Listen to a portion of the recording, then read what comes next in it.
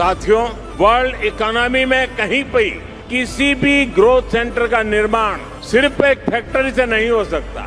उसके लिए एक पूरे इकोसिस्टम की जरूरत होती है।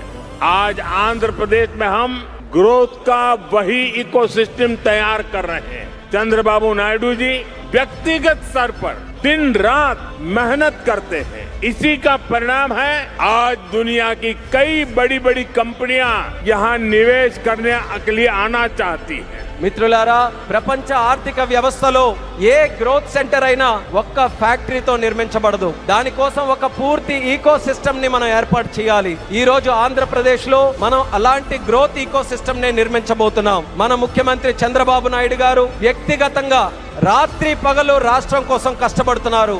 దాని ఫలితంగానే ఈ రోజు ప్రపంచంలో ఉన్నటువంటి ప్రముఖ కంపెనీలు ఇక్కడ పెట్టుబడులు పెట్టడానికి ఎంతో ఆసక్తి చూపిస్తున్నాయి.